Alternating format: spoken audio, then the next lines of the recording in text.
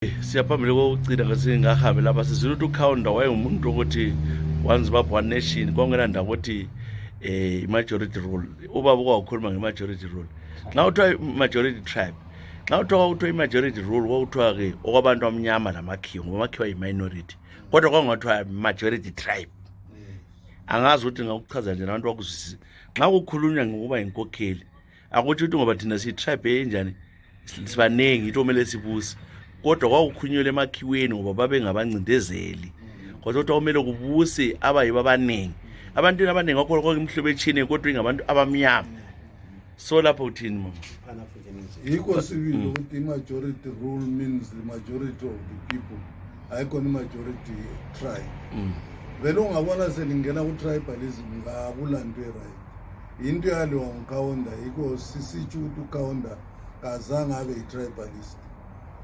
i-majority rule itsho ukuthi ona majority people abantu bavote ngobuningi babo singatsho ukuthi laba bavela kuyi unfortunately ama-leaders akulezi nsuku asethatha abantu babagabanise ngama-tribes abo babezoyisithi lina lincintisana lalaba lina lincintisana lalaba labachayani laba lina yini elizangena esipoliseni lina lingangeni and so on and so on ayisiyo into yayifuna nguCounter le uCounter I think lanxa ngingazange ngiverify amapolisa akhe ngileshuwa ukuthi ayengakhethi ukuthi avela kuphi umhlobo but ungakhangela elizweni lakithi kwesinye isikhathi uyafika kwenye indawo uthola ukuthi abantu abavela khonapho vele kabakho esipoliseni lokuthi bazwisisane nje ukuthi umuntu olecala ukhulumani ugcina esiba lecala lanxa engelacala ngoba ngani uthethiso omunye so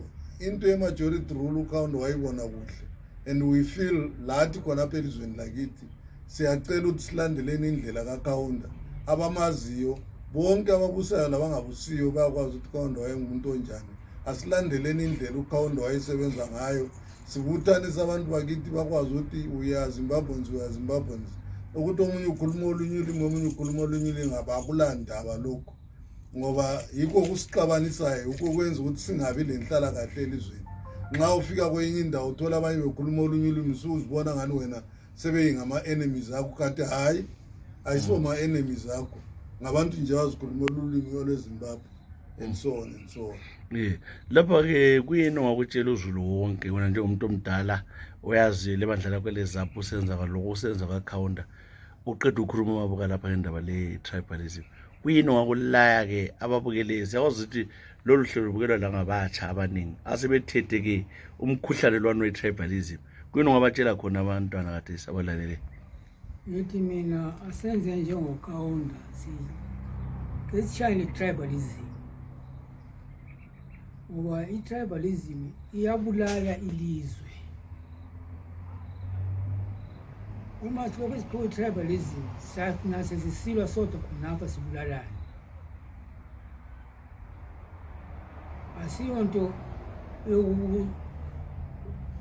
izanu ibuze nge-tribalism because ivele is divide and rule ukuthi bichanisa abantu ngamakhanda kodwa ngithi mina siyiyekele into le bonke abantu bayalingana akungakhethi ukuthi umabuka akungakhethi unyatha akwathi kumtirajija akungakhethi wonke anyone. You see, this tribe was based on the principle of equal rights. All human beings are equal in dignity. Amen. Let us follow that principle.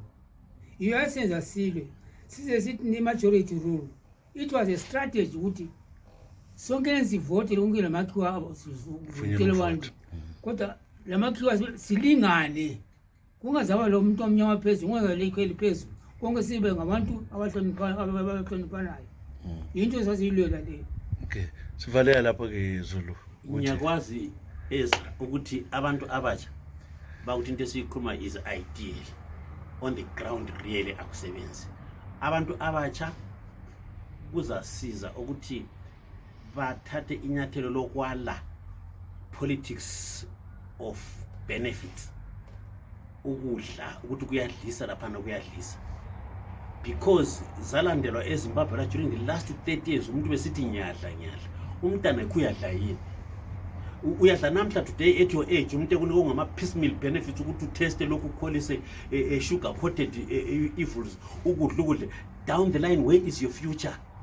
At the age of 20, in your 30s, in your 40s, nxa lihamba nge-politics of the stomach, politics of benefit, umuntu esithi nyadla edlela ayele ulandela i-politics zikakhawunda lesiyana. I-principle, i-cause yokuthi nxa umuntu esiyavota, nxa umuntu elandela i-political party athi i-cause kuyini lapha kuza kube njani. Into enhle lo mntana akhaza benefita kiyo noma nele 20 khathesi yikho kwenziwa ngukhawunda. Lokho kodwa ukuthi wothi ngizakudla umuntu akubize ngapha athi hlanganani ngapha sendinika lokhu ikusasa yangikhona bantu abatsha kuyini. Mazwa mahle lawa, hayi sithanda ulibonga lonke ngokubuya kwenu laphana baBombayi, siyabonga kakhulu. Siyabonga kakhulu. One Zambia, one nation.